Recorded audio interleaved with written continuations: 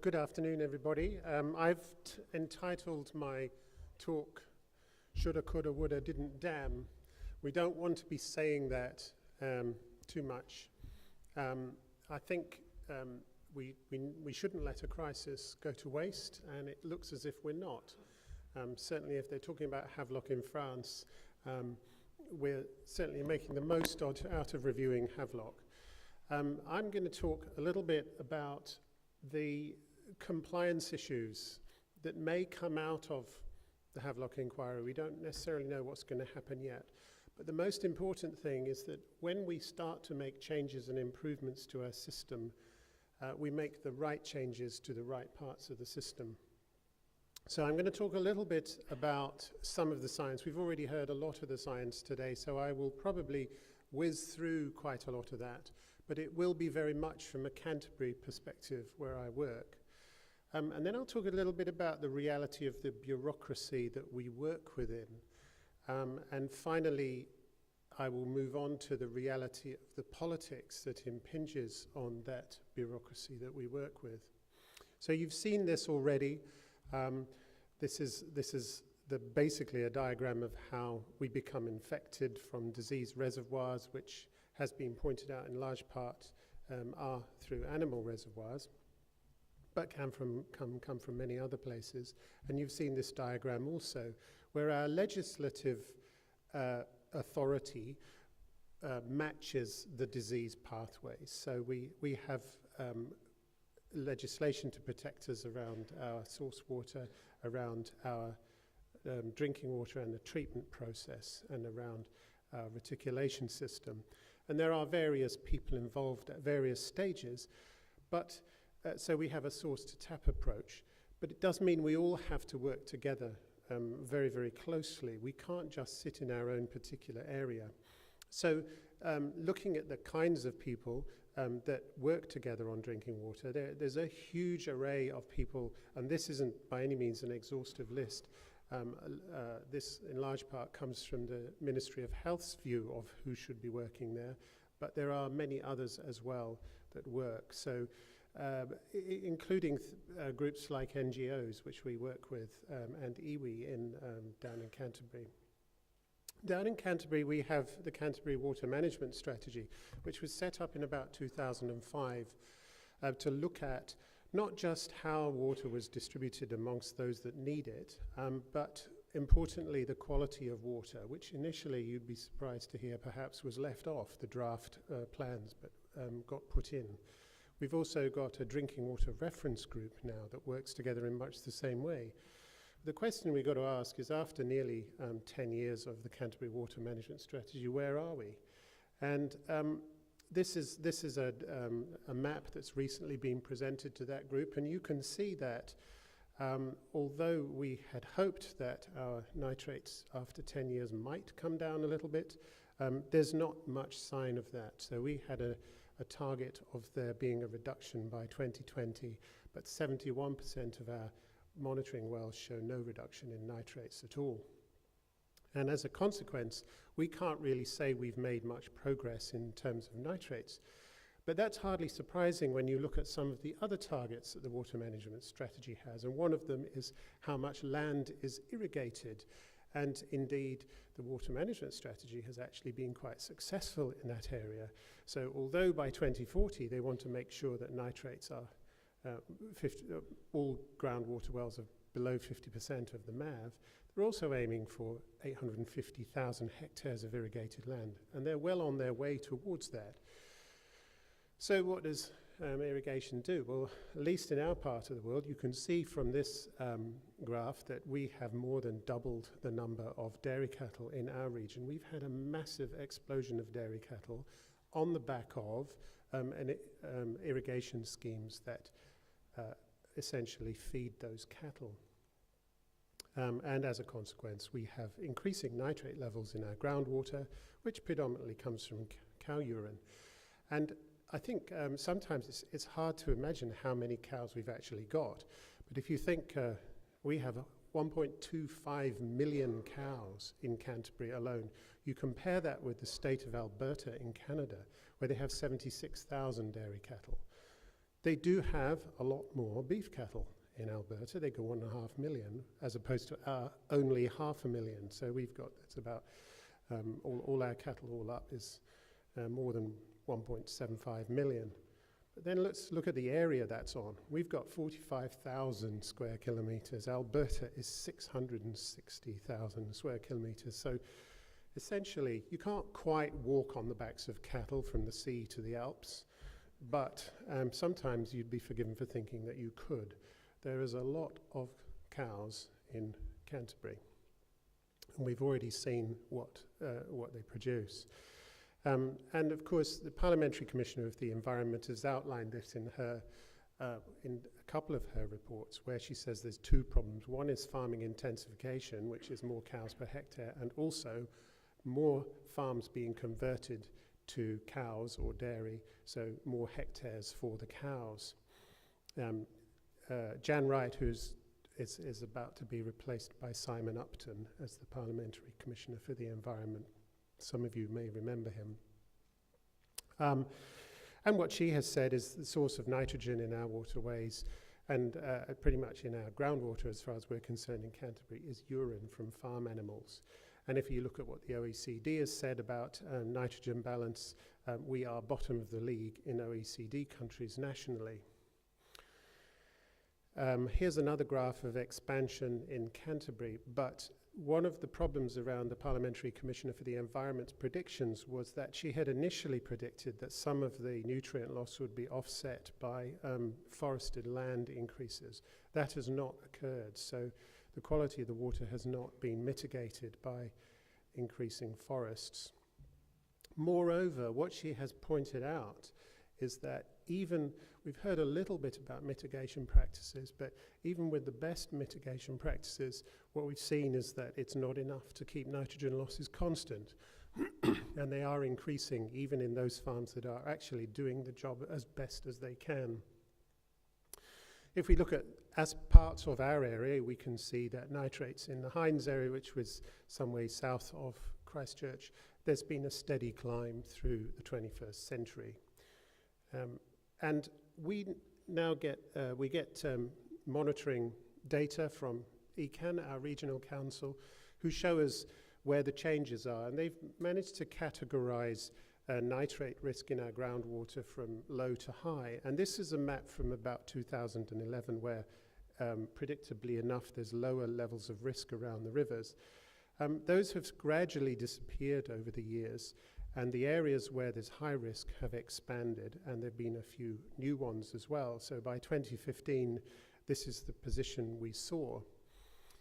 So what are we going to do about it? Well, we work with our local lead maternity carers or midwives in a similar way to what they do in Canada, actually, where when a woman books and she's on a private bore where she may be at risk of nitrate contamination, we get them to check their water supply, both for E. coli and for nitrate at that time.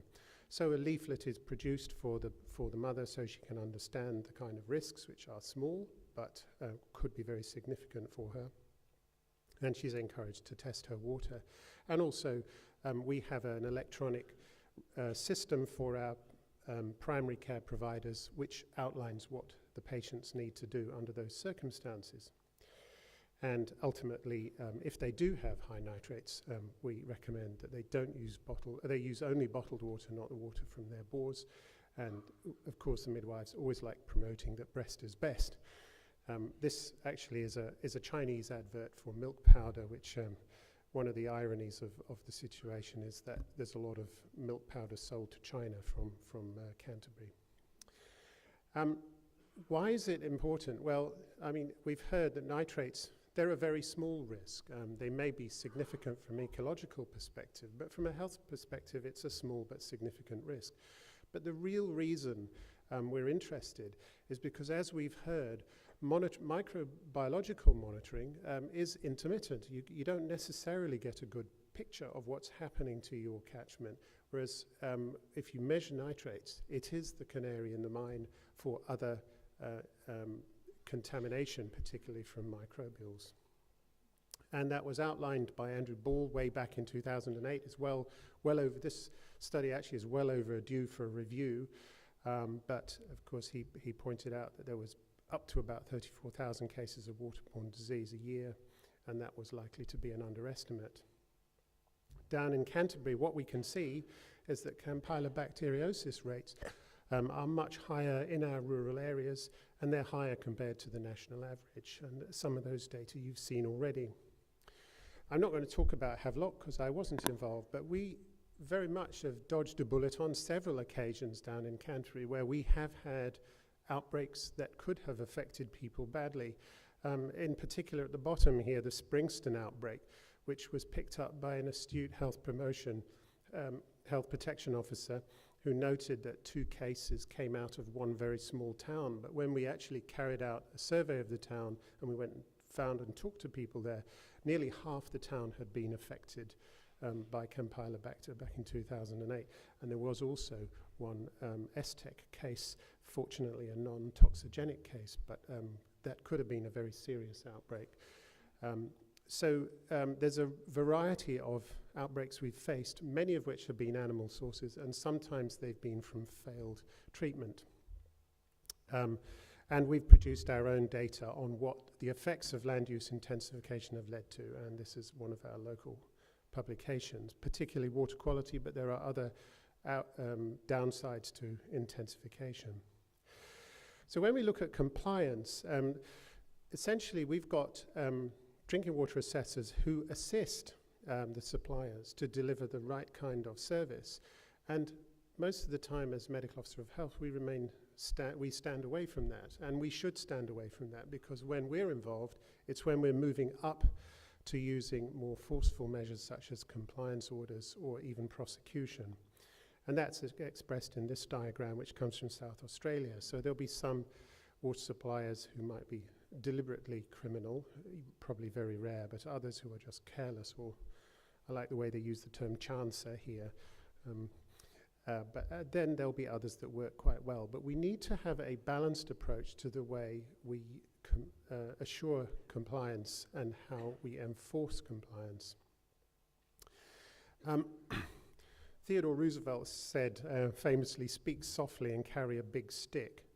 And there has recently been a review of the way compliance monitoring and enforcement takes place throughout New Zealand. And out of that review, it was suggested that if you've got enforcement legislation that you don't use, if you don't use it at all, at least if you don't even let people know that you can use it, the credibility of the regulator will reduce. And if you then don't use it, pressure from the industries can result in agencies taking softer measures for longer than is appropriate. One of the issues is what we call regulatory capture. So if a large industry can affect how regulation is enforced, enforcement will be the first victim of pressure on regulatory agencies, which means our regulators need to stand away from that kind of influence. They need to be protected from big industry who might want to change the way they use the laws they've got. And the document that I'll show you in a minute, identified regulatory capture in the Ministry for Primary Industries, regional councils, among others, where they are clearly being affected by powerful players, much more powerful than we are as compliance officers. So the reality is we have increasing pressure from population as the population grows, but also from farming intensification and powerful farming interests. We have aging infrastructure, particularly in our rural areas of the country. They are all under-resourced and under-prioritized, as we have heard, and there has generally been a soft approach to compliance around drinking water. I have just one example here from the Ministry of Health's Environmental Protection Manual. It says the water safety plan does not have to provide a pathway to compliance. I would have hoped that it would. We also have the problem sometimes with decision makers who have there's a degree of moral hazard. They should understand a multi-barrier approach, but often they won't do. And here's an example from a local decision where the commissioner said, well, although irrigation potentially puts bottle-fed babies at greater risk, on the other hand, a very simple mitigation measure is available. Bottled water can be purchased or supplied, which is a bit like Marie Antoinette saying, let them eat cake. So a multi-barrier approach has to be applied properly, but we mustn't allow a single type of barrier, such as treatment alone, to become, among people who don't understand the process properly, as something that might just do the job in the absence of the other barriers that are also important. So the last line of defense was the document I was talking about by Marie Brown, and she looked across a whole range of agencies and didn't include drinking water assessors, but most of her conclusions were extremely pertinent to enforcement in the of drinking water supplies. She talked about resourcing. There are not enough drinking water assessors. We do quite well in Canterbury. We have a large team of highly skilled drinking water assessors, but there are many out there working on their own who are simply not supported, and there need to be more of them. Marie Brown also talks about politics influencing the way that we regulate. So they need, these regulators, our assessors, and indeed our medical officers of health need to be able to make individual and independent decisions from politics. And Marie Brown says there's no room for politics. And it is not often the case, unfortunately, in New Zealand, as she says it must urgently change. Indeed, it must. And when we look higher up the scale, what we can see is that governance should be there to set strategy and policy directions and should not be interfering in operational issues. But classically, we get that across a range of ministries. And even though our cabinet manual says that our ministers should not be interfering with day-to-day decisions, we know that happens across the country in many different ministries. Our own drinking water assessors, of course, are accountable to the Director General and should be receiving support from the ministry regularly. We need more of them, as I've said. They need to be supported technically and legally by the ministry, which often they are, but there needs to be a stronger focus on operational issues by the ministry rather than a focus on policy, which has tended to be the direction over the last few years. And the chief executive's relationship, or in our case the DG, with the minister is critical. And that relationship where the chief executive of a ministry provides free and frank advice to the minister is changing in New Zealand across a range of ministries. People are much more frequently politically appointed.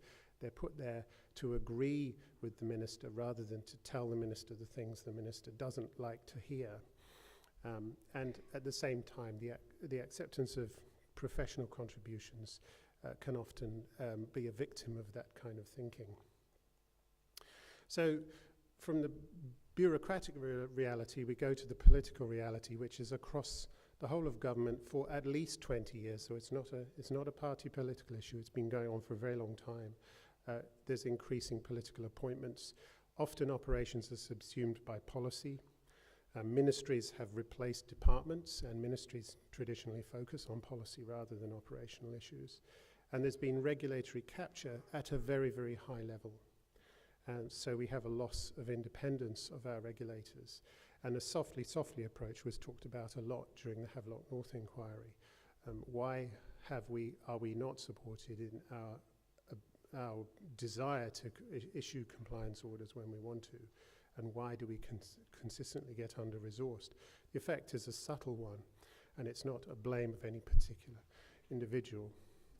So essentially, the failure of compliance monitoring and enforcement exemplified by Havelock North is widespread in New Zealand and not limited to drinking water or the TLAs or the Ministry of Health. It's across the board. And the science tells us that these challenges are going to grow. We've already heard that. And it does require a strong multi-agency approach and a strong enforcement. Regulatory capture by big industry at the highest levels has affected compliance monitoring and enforcement in drinking water. From the lowest levels, we see it, even in regional decisions, but right up to the highest levels of government. There's no room for politics in compliance monitoring and enforcement. I'd like to thank some of my drinking water colleagues, Professor Mark Francis, who helped me prepare this, and of course Mary Brown, whose work I drew on extensively. Thank you.